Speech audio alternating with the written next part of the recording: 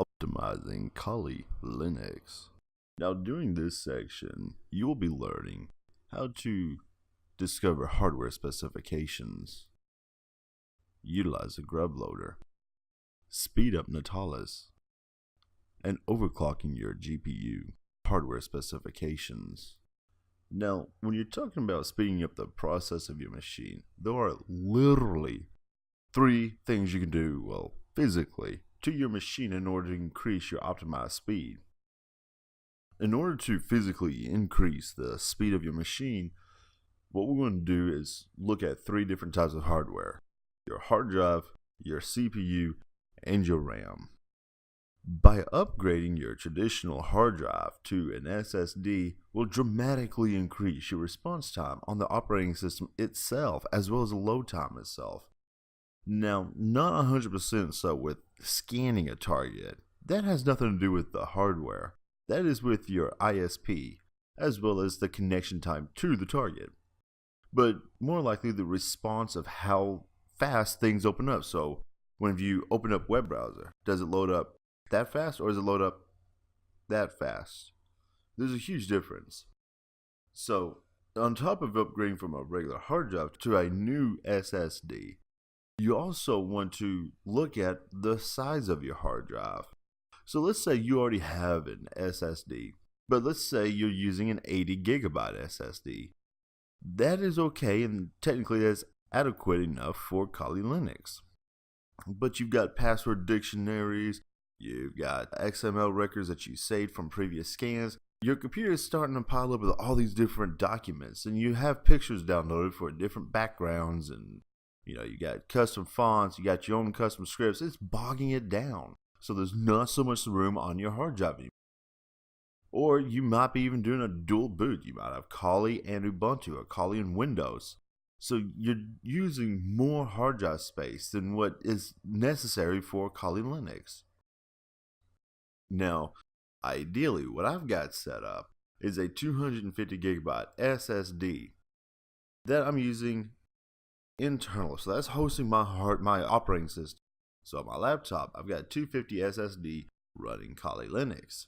Now, how do I save my data? I save my data using external hard drives, thumb drives, and even internal hard drives. I have another internal hard drive on my desktop where it is acting as if though it's just an external hard drive. So I can literally unplug it and plug it back in, and I have everything just like my external hard drive. You can also use CDs and DVDs as well. By having all these external drives that you can store and hold your information, that frees up space on your SSD. What does that do? Well, if you have less space except for the operating system, it's easier for it to load faster. Obviously, bigger is better, and that saying does hold true to the CPU. Now, let's take, for example, you have an i3 first gen CPU. Well, check your motherboard. What is the best and the latest model of CPU that your motherboard can handle?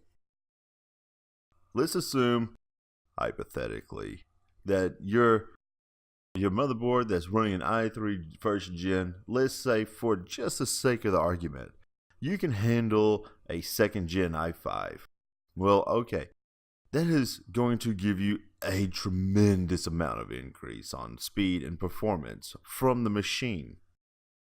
That's the input-output speeds from the machine. How fast does it read and write the data?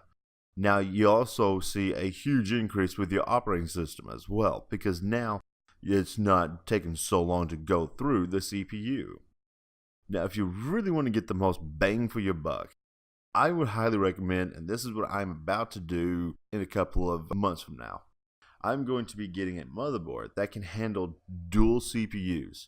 So in a couple months, they're coming out with the new i7, which is the new octa-core. So if it goes out right, I'll be having dual i7 octa-cores. So essentially I'll be running 16 cores at once. That is going to be 10 times faster than what I'm running now. So with 16 cores, now I've got multiple cores to handle all of my data transfer speeds.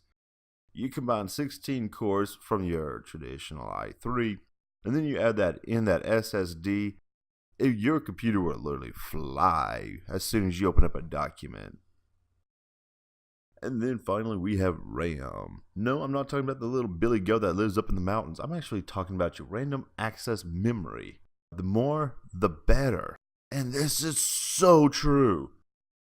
Now, let's assume for a quick second that you have a laptop and you did upgrade your hard drive to an SSD, but you notice it's still a little bit boggy. Well, okay, if you're using 2 gigs of DDR3 RAM, but your motherboard says that you can handle 16 gigabytes of random access memory, well, dude, that's a huge upgrade, and you are losing out on so much potential, man. Increase the amount of RAM on your computer. This frees up and gives you the computer that perfect response time, especially during loading up phases. So like when you first turn your computer on and actually start using your operating system, you will see a major increase in speed.